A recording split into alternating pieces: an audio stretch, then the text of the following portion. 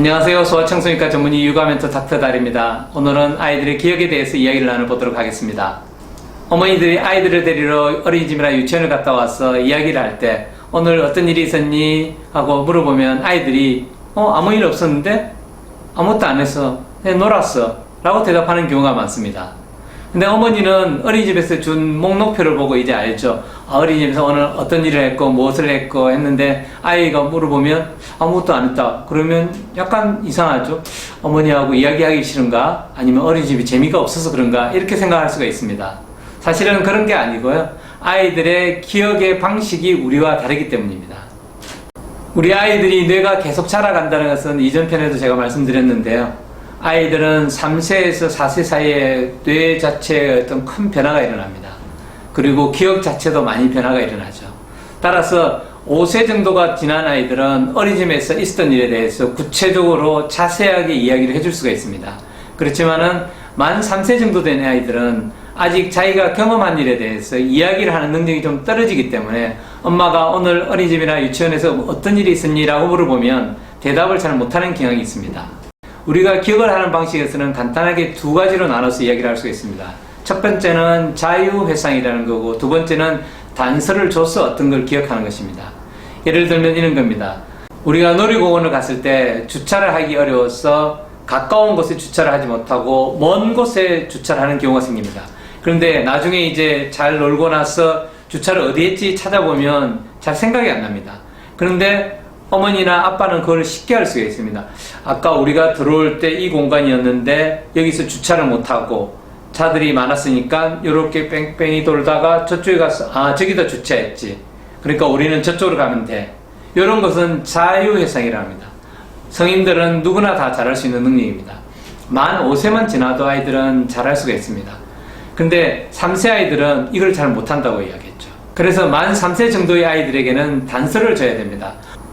오늘 어린이집이 재밌었니? 라고 물어보는 것보다는 오늘 어린이집에서 무엇을 했니? 라고 물어보는 것이 좋습니다. 만약에 답변을 못한다 그러면 그 어린이집에서 나눠준 표를 보고서 오늘은 레고 놀이를 했구나, 또는 오늘은 놀이동산을 갔다 왔구나, 오늘은 등산을 갔다 왔구나, 그걸 보고 오늘은 등산을 어디를 갔었니?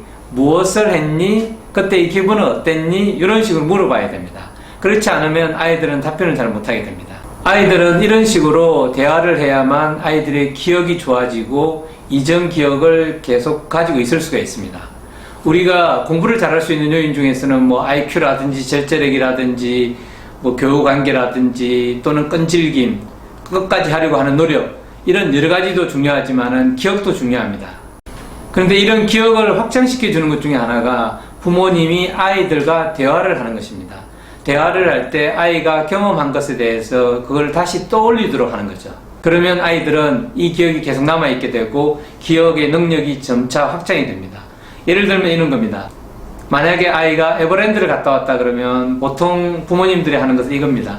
우리 며칠 전에 에버랜드 갔다 왔는데 재밌었지? 우리 다음에 또 가자? 이렇게 이야기를 끝내는 경우가 많거든요.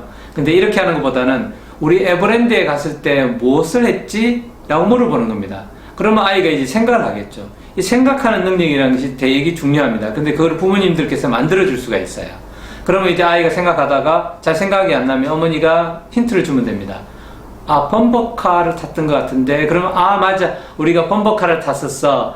그러면 그때의 기분은 어땠니? 라고 말하면 이제 범버카를 탔을 때 아이의 기분이 느껴지는 거죠. 그걸 이제 기억에 되새기는 거고. 그래서 어머니들이 아이들을 키울 때는 아이의 발달 단계에 따라서 대화를 하는 방법을 익히셔야 됩니다. 말씀드린 것처럼 만 5세 정도 되는 아이들은 자기가 오늘 겪었던 일들에 대해서 자세하게 풍부하게 이야기를 전개해 갈 수가 있습니다. 그렇지만은 만 3세 정도의 아이들에게 있어서는 구체적인 내용을 제시를 해야 됩니다.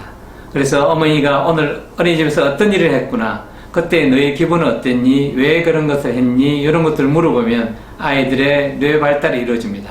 사실 이런 것을 통해서 세 가지로 정리를 할 수가 있는데, 하나는 언어 발달이 이루어집니다. 언어 발달이라는 것이 굉장히 우리 뇌 발달에서 중요하고, 뇌 발달이 된다면 언어 발달이 이루어지게 됩니다. 그리고 두 번째로는 정서 표현이 됩니다. 아이와 대화를 하면서 그 당시에 느꼈던 기분이 어떤지, 그때 너는 어떻게 그 감정을 조절했는지, 그 감정을 어떻게 표현했는지, 다른 사람들은 그것을 어떻게 느꼈는지를 물어본다 그러면 아이가 정서 조절을 잘하는 것을 배우게 됩니다. 세 번째는 조금 전에 말씀드린 것처럼 기억을 확장시켜 줄 수 있는 것입니다. 요 세 가지 좋은 효과를 가지고 있기 때문에 아이와 대화를 잘 하도록 하는 게 좋습니다. 오늘은 아이가 어린이집을 다녀온 다음에 엄마가 물어봤을 때 왜 아이가 대답을 못하는지에 대해서 한번 알아보았습니다. 만약에 그 아이의 발달 단계를 맞춘다면 좀 더 대화가 쉽게 이루어질 것으로 생각됩니다.